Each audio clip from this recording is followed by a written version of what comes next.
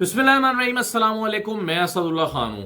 पाकिस्तान में बहुत सारे लोग अभी भी मेरी वीडियोस पे आके ये कमेंट कर रहे हैं कि हम आपकी वीडियोस नहीं देख पा रहे, खुल नहीं रही, वीडियो चल नहीं रही, प्ले करते हैं वो सर्कल घूमता रहता है, वीडियो नहीं चलती। तो पाकिस्तान में रहने वाले व्यूअर्स के लिए ये प्रॉब्लम तो है। जो बाहर रहते हैं उनको ये मसला पेश नहीं आ रहा, लेकिन पाकिस्तान में ये प्रॉब्लम तो है कि जो लोग फायर वॉल की जद में हैं उन लोगों की वीडियोस प्ले नहीं हो पा रही। उनको फिर वीपीएन इंस्टॉल करना पड़ता है। मोबाइल डेटा पे अगर आप देखना चाहते हैं तो आपको वीपीएन इंस्टॉल करना पड़ेगा। वीपीएन इंस्टॉल करें तो ही आपको अपनी पसंद की मालूमात तक रसाई हो सकती है। अदरवाइज फिर हुकूमत आपको जो दिखाना चाहती है वो फिर आपको देखना पड़ेगा। लेकिन जो आप देखना चाहते हैं वो अगर आपको नहीं देख पा रहे हैं तो उसके लिए वीपीएन इंस्टॉल करना पड़ेगा। तो इसलिए मैं रोजाना अपने कमेंट्स पर एक नज़र डालता हूं तो मैं देखता हूं कि लोग शिकायत कर रहे हैं कि जी वीडियो प्ले नहीं हो रही। तो जाहिर है वो तो मुझे पता चल ही रहा है कि व्यूअरशिप जाहिर है आपको पता चलता है जब कम हो जाती है या नंबर कम हो जाता है, व्यूज़ कम हो जाते हैं, तो उसे पता चल जाता है कि लोग नहीं देख पा रहे हैं। अदरवाइज और क्या वजह हो सकती है। एनीवे आप ये कर लें। अच्छा, थोड़ी देर पहले अभी अमेरिकी सदर ने खिताब किया है। खिताब अमेरिका में हो रहा था। खौफ पाकिस्तान पे छाया हुआ है। पाकिस्तानी हुकूमत के लोगों से सवाल किया जा रहा है कि जी क्या खदशात हैं, क्या उम्मीदें हैं। तो लोग घबराए हुए हैं, नहीं नहीं नहीं देखें ना जी, उनको अपने इतने मसाइल हैं। डोनाल्ड ट्रंप को फ़लस्तीन का मसला भी है, इसराइल का मसला भी है, रशिया का भी है, यूक्रेन का भी है, इतने मसाइल हैं। तो कहाँ उसको पाकिस्तान में इमरान खान की फिक्र होगी। तो अपने दिल को तसल्लियाँ दे रहे हैं और समझा रहे हैं कि नहीं नहीं ऐसा कुछ नहीं होने वाला, ऐसी कोई बात नहीं होने वाली। तो ट्रंप ने जो तकरीर की है वो बड़ी इंप्रेसिव थी अमेरिकन के लिए। अमरीकी जो हैं बहुत सारी खास तौर पर जो डोनाल्ड ट्रंप के वोटर्स हैं या सपोर्टर्स हैं, उनको जितनी उम्मीदें उनसे वाबस्ता थी वो तमाम मौजूद को उन्होंने जो है वो एड्रेस किया है और फिर जो प्रीवियस गवर्नमेंट गुजरी है उसको बहुत तनकीद का निशाना बनाया। मैं आज ज़रा एक जायज़ा ले रहा था। असल मौजू पर आने से पहले बस मैं एक आध मिनट बात करना चाह रहा हूँ। मैं अभी देख रहा था कि पिछले 4 साल में जो हुकूमत गुजरी है जो बाइडन की, पाकिस्तान को एक टेलीफोनिक डिस्कशन पाकिस्तान के साथ नहीं हुई जो बाइडन ने, और इसके अलावा पाकिस्तानी प्राइम मिनिस्टर के साथ, और इसके अलावा उनके जो वज़ीर ख़ारजा हैं उनके साथ भी कोई रिलेशनशिप डेवलप नहीं हुआ हुकूमत पाकिस्तान का। और इस पिछले 4 साल में 2-2.5 साल तो इस हुकूमत को हो गए हैं, शहबाज शरीफ की हुकूमत को। इल्ज़ाम लगाते थे कि इमरान खान ने पाकिस्तान को आलमी तनहाई का शिकार कर दिया, तो शहबाज हुकूमत, हालांकि जब इमरान खान प्राइम मिनिस्टर थे और डोनाल्ड ट्रंप उस वक्त सदर बने थे 2017 में, तो 2018 की यकुम को उन्होंने एक ट्वीट की थी जिसमें उन्होंने कहा था कि जी हम पाकिस्तानी हमें बेवकूफ़ बनाते रहे हैं, हम इनको इतने पैसे दिए और इन्होंने हमें जो है वो कुछ भी नहीं दिया धोखे के अलावा। तो इसका बड़ा सख्त जवाब इमरान खान की तरफ से दिया गया था। और फिर 2018 के जनवरी में हमने देखा कि इमरान खान और डोनाल्ड ट्रंप इकट्ठे एक टेबल पर बैठे और वाइट हाउस में बैठे हैं और इमरान खान के साथ डोनाल्ड ट्रंप बड़ी खुशखबरियाँ कर रहे हैं और पाकिस्तानियों की तारीफें कर रहे हैं और कह रहे हैं कि कमाल है, पाकिस्तानी ग्रेट नेशन है, पाकिस्तानी ग्रेट पीपल हैं, ग्रेट कंट्री है, और बड़े अच्छे रिलेशनशिप हुए। और फिर इमरान खान और डोनाल्ड ट्रंप एक टेलीफोन कॉल की दूरी पर थे। वो अलग बात है कि फिर डेमोक्रेट्स आए, जो बाइडन आए, तो फिर ताल्लुकात वैसे ना रहे। लेकिन अभी बहुत सारे लोगों ने उम्मीदें वाबस्ता की हैं डोनाल्ड ट्रंप से कि वो इमरान खान के हवाले से अपना नुक्ता नज़र पेश करेंगे। ऑब्वियसली पहली स्पीच में उन्होंने तो नहीं करना था, लेकिन यह है कि रिचर्ड ग्रैनल जिस तरह से इशारा दे चुके हैं, तो पीटीआई के सपोर्टर्स ये जो है वो एक्सपेक्ट कर रहे हैं कि इस हवाले से जल्द ही कुछ आएगा। कुछ लोगों का तो ख्याल है कि एक कॉल दबे लफ्ज़ों में आ भी चुकी है, मैसेज यानी वाया किसी और के।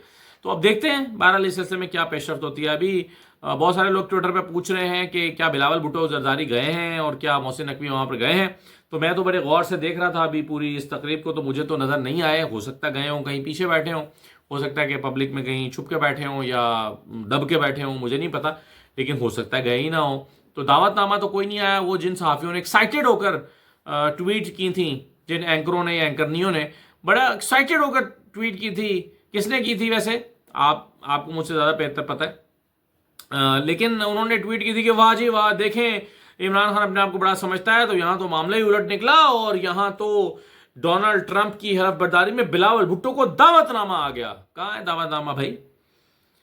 जो दिल चाहेगा बेचेंगे और फिर अपनी खबर के गलत होने पर माजरत भी नहीं करते, शर्मिंदा भी नहीं होते कि हमने गलत खबर दी है, वो माजरत भी नहीं करते। तो बहरहाल वो बिलावल को दावतनामा तो कोई नहीं आया, बल्कि ये अफवाहें चलती रही कि उन्होंने $1 मिलियन में टिकट खरीदा है वहाँ पर जाने के लिए और टिकट वहाँ पर खरीदा जा सकता है। तो बिलावल के लिए $1 मिलियन कोई रकम, कोई मानी नहीं रखते। उनका कोई एक फिशरीज़ का अफसर भी उनको ये ख़रीद कर दे सकता है। तो कोई एक निसार मुराई, कोई एक انور مجید ان کو یہ ٹکٹ خرید کے دے سکتا ہے، کوئی بڑی بات نہیں ہے، لیکن مجھے نہیں پتا وہ گئے ہیں یا نہیں گئے۔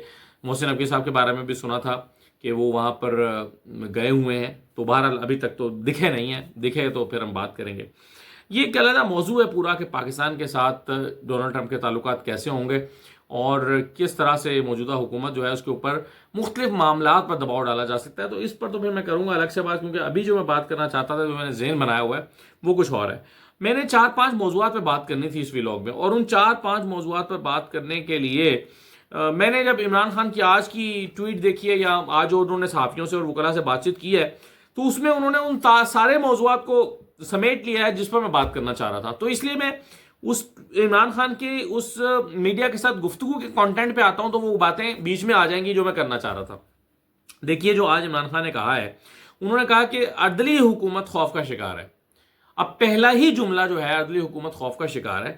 اب آپ سوچیں کہ یہ لفظ کہنے پر عمران خان کو بھی برا لگا تھا، اور جن کا انہیں عدلی کہا جا رہا ہے یقیناً انہیں بھی اچھا نہیں لگا ہوگا۔ تو عمران خان حکومت نے بڑا برا منایا اور کہا کہ دیکھیں جی مذاکرات ایسے کیسے چلیں گے کہ جب آپ وزیر اعظم کو عدلی کہیں گے تو وہ عمران خان اس پہ معذرت خانہ رویہ تو کیا اختیار کرتے ہیں، انہوں نے اس کی یہ چھیڑی بنا لی ہے شہباز شریف کی، اور ان کو عدلی کہنا ہی شروع کر دیا۔ تو پہلے ہی جملے سے انہوں نے دوبارہ اسی نقطے پر آئے کہ عدلی حکومت خوف کا شکار ہے، ان کو مسلسل ڈراؤنے خواب آتے ہیں۔ ان کا پہلا ڈراؤنا خواب ان کے اعصاب پر سوار ہے، عمران خان اور اس کی رہائی کا خوف ہے۔ اچھا، اب اتنا عمران خان کو کانفیڈنس ہے کہ میں باہر آ رہا ہوں، اور یہ خوف، میرے باہر آنے کا خوف شہباز شریف کے سر پر سوار ہے۔ اچھا، اب عمران خان عام طور پہ جو جیل میں بیٹھا ہوتا ہے، خوف اسے ہوتا ہے کہ پتہ نہیں میں باہر آؤں گا یا نہیں آؤں گا، پتہ نہیں میری رہائی ہوگی یا نہیں ہوگی۔ عمران خان یہ خوف جو ہے وہ اپنے دشمن کے سر پر یا حریف کے سر پر مقرر کر جو ہے وہ ڈال رہے ہیں، اور وہ کہتے ہیں کہ میری رہائی پر ان کو خوف ہے، یعنی میری رہائی ان کے سر پر خوف بن کر سوار ہے، یہ عمران خان نے کہا۔ پھر انہوں نے کہا کہ دوسرا ڈراؤنا خواب یہ ہے کہ فارم 47 کا کچا چٹانا کھل جائے۔ ان خوابوں سے گھبرا کر بیدار ہوتے ہی یہ 9 مئی کی گردان کرنے لگتے ہیں۔ اس خوف کی بدولت انہوں نے مجھے ایک ایسے بے ضمیر جج سے سزا دلوائی جس کو خود سپریم کورٹ نے 2004 میں عدالتی خدمت کے لیے نااہل قرار دیا تھا۔ اچھا، اب ایک تو وہ یہ کہتے ہیں کہ جی یہ 9 مئی اس لیے کرتے رہتے ہیں کیونکہ ان کو یہ خوف ہے کہ یہ سب کچھ ہو جائے گا۔ اس خوف کا شکار ہو کر یہ 9 مئی کرتے ہیں، کیونکہ جب ان کو یہ خوف پڑ جاتا ہے نا کہ اوہو یہ تو باہر آ رہا ہے، عمران خان باہر آ رہا ہے، اوہو یہ فارم 47 کا کچا چٹا کھل جائے گا، تو پھر یہ فوراً شروع کر دیتے ہیں 9 مئی کی انہوں نے کیا، یعنی 9 مئی کا راگ لاپنے لگتا ہے۔ پھر وہ کہتے ہیں کہ مجھے ایک ایسے بے ضمیر جج نے سزا دلوائی جس کو سپریم کورٹ نے 2004 میں کوئی فیصلہ آیا تھا ان کے بارے میں کہ یہ عدالتی جو ہے وہ امور سر انجام دینے کے لیے انفٹ ہے یہ صاحب، اور ان کو پھر جج لگا دیا گیا، اور پھر ایسے بندے کو جب نوازا جاتا ہے تو پھر اس سے اسی قسم کے کام کرائے جاتے ہیں۔ تو یہ جاوید ناصر جنہوں نے ابھی فیصلہ سنایا عمران خان کا، اس کے بارے میں انہوں نے کہا۔ پھر القادر یونیورسٹی پروجیکٹ ملک ریاض اور این سی اے کے معاہدے سے سال پہلے سے چل رہا تھا، اور ہمارے دور کی کابینہ کا القادر ٹرسٹ معاملے میں کوئی کردار نہیں، نہ ہی یہ رقم ہم نے سپریم کورٹ منتقل کروائی۔ کابینہ نے صرف نان ڈسکلوجر ایگریمنٹ کی کانفیڈینشیلٹی یعنی رازداری کی منظوری دی تاکہ اتنی بڑی رقم فورن ایکسچینج ایک ساتھ پاکستان آ جائے۔ نام نہاد بند لفافے کو حکومت اور تحقیقاتی ادارے کھول سکتے ہیں، اسے کھولیں، اس میں کیا لکھا ہے عوام کو بتائیں تاکہ دودھ کا دودھ پانی کا پانی ہو جائے۔ یہ امپورٹنٹ بات، اس کی آخری لائن۔ یہ جو شور مچایا جاتا ہے کہ القادر ٹرسٹ جو ہے اس میں وہ جو 190 ملین پاؤنڈ آئے تھے اس کیس میں ملک ریاض کے، وہ 190 ملین پاؤنڈ جو ہے وہ بند لفافے میں جو ہے وہ اس کو پاس کرا دیا گیا۔ بند لفافہ کہیں پڑا ہوا ہے، اس کو کھول دیں، بتائیں اس بند لفافے میں کیا تھا۔ آج تو حکومت نون لیگ کی ہے نا، آج تو حکومت شہباز شریف کی ہے، اختیار بھی ان کے پاس ہے، کھولیں شہباز شریف وہ بند لفافہ کھولیں اور بتائیں کہ اس میں کیا لکھا ہے تاکہ عمران خان کی چوڑی پکڑی جائے۔ یہ کچھ بھی اس جو فیصلہ سنایا گیا اس کے متعلق کچھ بھی نہیں لکھا ہوا۔ پھر وہ کہتے ہیں کہ زلفی بخاری نے اس کیس میں ویڈیو لنک یا سفارت خانے کے ذریعے پیش ہونے کی درخواست کی تھی، کیونکہ اگر وہ پاکستان آتے تو ان کو گرفتار کر لیا جاتا وغیرہ وغیرہ۔ شہزاد اکبر بھی انہوں نے کہا کئی مرتبہ گواہ بننے کی پیشکش کی، مگر چونکہ جعلی حکومت اس مقدمے میں مجھے سزا دینے کا فیصلہ کر چکی تھی، اس لیے ان کو ویڈیو لنک یا سفارت خانے کے ذریعے پیش ہونے کی اجازت نہیں دی گئی۔ وہ کہتے ہیں کہ شہزاد اکبر تو سفارت خانے کے ذریعے پیش ہونا چاہتے تھے لیکن ان کو لیا ہی نہیں گیا۔ اسی طرح زلفی بخاری جو ہیں انہوں نے بھی کہا کہ ویڈیو لنک کے ذریعے پیش ہو جاتے ہیں، ان کو بھی نہیں لیا گیا۔ کیوں نہیں لیا گیا؟ ان کو لیا جاتا تاکہ کیس کے تمام حقائق سامنے آتے۔ پھر انہوں نے کہا کہ القادر ٹرسٹ ایک فلاحی ادارہ ہے جس کے ذریعے غریب طلباء کو سیرت النبی سے صلی اللہ علیہ وسلم سے روشناس کروایا جا رہا ہے. اس سے مجھے کوئی ذاتی فائدہ ہے نہ میری اہلیہ کو. پہلے بھی 9.5 ماہ بشرا بیگم کو قید میں رکھا گیا اور میرا ساتھ دینے کی سزا دی گئی. گھریلو خواتین کو سیاست میں گھسیٹنا شرمناک ہے اور ہماری روایات کے منافی ہے. بشرا بیگم مضبوط اعصاب کی حامل خاتون ہیں. وہ میری کمزوری نہیں میری طاقت ہے. اور پھر انہوں نے کہا کہ وہ مضبوط اعصاب کی خاتون ہے، یعنی وہ ٹوٹنے والی نہیں ہے. یہ عمران خان نے ان کے بارے میں کہا. پھر وہ کہتے ہیں کہ یہ مجھ پر جتنے مرضی مقدمات بنائے نواز شریف یا زرداری کی طرح ڈیل کے ذریعے نہیں بلکہ عدالتوں کا سامنا کر کے انصاف کی طاقت سے جیل سے باہر آؤں گا. ان سے ڈیل پر میں جیل میں رہنے کو ترجیح دیتا ہوں. میرے مقدمات کی رہائی کا حکومت یا کسی سے بھی ہونے والے مذاکرات سے کوئی تعلق نہیں ہے. وہ کہتے ہیں مذاکرات کا عمل اگر سبوتاژ ہوا تو اس کی وجہ حکومت کی غیر سنجیدگی اور جوڈیشل کمیشن کا قیام نہ کرنا ہوگا. ہمارے جو لوگ شہید ہوئے ہیں ان کی طرف سے ہم پر دباؤ ہے. وہ انصاف کے متلاشی ہیں. جوڈیشل کمیشن کے قیام کے بغیر مذاکرات کا کوئی مقصد ہی نہیں ہے. ایک بار پھر انہوں نے آج کہا ہے اور فیصل چودھری نے باہر آ کر بھی بتایا کہ عمران خان نے ہدایت کی ہے کہ اگر جوڈیشل کمیشن نہیں بنتا تو پھر مذاکرات کی اگلی میٹنگ نہیں ہوگی. بس جتنی ہو گئیں کافی ہیں. یہ اگلی مذاکراتی میٹنگ نہیں ہوگی اگر جوڈیشل کمیشن نہیں بنے گا. اور یہی عمران خان نے خود بھی کہا ہے کہ بھائی اس کے بغیر کوئی بات آگے نہیں بڑھ سکتی. اور پھر انہوں نے کہا کہ عمران خان صاحب نے کہا کہ یہ جو مذاکرات ہو رہے ہیں بات چیت ہو رہی ہے میری رہائی کے لیے نہیں ہو رہی. میں کوئی ڈیل نہیں کرنا چاہتا. اگین واضح کر دیا. سلمان اکرم راجہ اور بیرسٹر گوہر کو ہدایت کرتا ہوں کہ چیف جسٹس اور آئینی بینچ کے سربراہ امین الدین خان کو انسانی حقوق سے متعلق ہمارے مقدمات ترجیحی بنیادوں پر سننے کے لیے خط لکھیں اور عالمی انسانی حقوق کی تنظیموں کو بھی اس متعلق خط تحریر کریں. علی امین گنڈا پور اپیکس کمیٹی کو خط لکھ کر شہباز شریف کے لگائے بھونڈے الزامات کا جواب دے. تو اپنی پارٹی کو انہوں نے ہدایت کی ہے خطوط لکھے جائیں اور اپیکس کمیٹی کو بھی لکھا جائے. اور پھر اس کے علاوہ انہوں نے کہا کہ چیف جسٹس کو اور آئینی بینچ کے سربراہ امین الدین کو انسانی حقوق سے متعلق ہماری جو درخواستیں پڑی ہیں جو سنی نہیں جا رہی ان کو سنا جائے.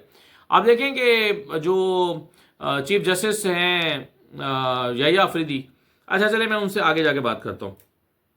انہوں نے کہا کہ ہم کسی سے کوئی رعایت نہیں مانگ رہے، صرف قانون کے مطابق انصاف مانگ رہے ہیں. 26ویں آئینی ترمیم کے بعد عدلیہ کا جو حال ہو چکا ہے وہ قابل افسوس ہے. سپریم کورٹ میں آج جو ہوا وہ اسی ترمیم کا نتیجہ ہے. نامکمل اسمبلیوں سے ہونے والی قانون سازی بنیادی حقوق سے متصادم ہے. ہم عدلیہ پر دباؤ اور ان کے احکامات ہوا میں اڑانے کی مذمت کرتے ہیں. جس ملک میں نظام انصاف ہی زنجیروں میں جکڑا ہو وہاں کسی کو کیا آزادی ملے گی. وہ کہتے ہیں نظام انصاف خود زنجیروں میں جکڑا ہوا ہے. اور وہ کہتے ہیں جو آج ہوا ہے سپریم کورٹ میں یہ 26ویں آئین ترمیم کا شاخسانہ ہے. اچھا اب 26ویں آئین ترمیم میں کیا ہوا؟ 26ویں آئین ترمیم میں نیچے سے اٹھا کر ایک جج کو سپریم کورٹ بنا دیا، چیف جسٹس بنا دیا. چیف جسٹس جب بنا دیا تو اب وہ 26ویں ترمیم کھلنے نہیں دیتا، اس کا کیس لگنے نہیں دیتا کیونکہ وہ اس کا بینیفیشری ہے. انہیں پتا ہے کہ اگر یہ کیس لگ گیا تو پھر تو میں چیف جسٹس ہی نہیں رہوں گا. اور پھر ان کو لایا ہی شاید اس شرط پہ گیا ہے کہ آپ 26ویں ترمیم کی حفاظت کریں گے، اور اسی لیے 26ویں ترمیم کا کیس لگ ہی نہیں رہا. ابھی تک نہیں لگ رہا. کہا گیا تھا جنوری میں لگائیں گے، جنوری بھی گزرنے والا ہے، جنوری کا آخری اشرہ شروع ہو گیا، اس میں بھی نہیں لگ رہا. تو پھر کیسے معاملات سپریم کورٹ کے چلیں گے؟ آج جو کچھ ہوا ہے سپریم کورٹ کے اندر جس میں واضح طور پر ایک تقسیم لڑائی دکھائی دینے لگی ہے، اور ایک کیس جوڈیشل آرڈر کے ذریعے فکس ہوتا ہے اور اس کو کاز لسٹ سے نکال دیا جاتا ہے، کاز لسٹ میں نہیں لگایا جاتا. پھر کہا جاتا ہے کہ جی کمیٹی نے فیصلہ کیا. آج جو دیکھیں نا، جیسے اب رپورٹرز آپ کو بتا چکے ہیں، اسد ملک وغیرہ کی ڈیٹیلز بتا دی، میں اس کی تفصیل میں تو نہیں جاتا، وہ آپ سن چکے ہوں گے. لیکن آپ یہ دیکھیں کہ منصور علی شاہ کو دن دہاڑے ڈپٹی رجسٹرار آ کے کہتا ہے کہ جی وہ کمیٹی نے فیصلہ کیا ہے کہ یہ کیس آئینی بینچ کے پاس بھیجا جائے گا. تو انہوں نے کہا کہ بھائی کمیٹی میں تو میں ہوں، کہاں ہے منٹ، مجھے بتاؤ منٹ کہاں ہیں، میٹنگ کب ہوئی، کیسے ہوئی؟ آگے انہوں نے بتایا کہ نہیں جی میٹنگ تو نہیں ہوئی. یعنی پہلے چیف جسٹس پہلے جسٹس منصور علی شاہ کے منہ پر جھوٹ بول رہے ہیں کہ جی کمیٹی نے فیصلہ کر دیا ہے، کمیٹی کی میٹنگ ہی نہیں ہوئی.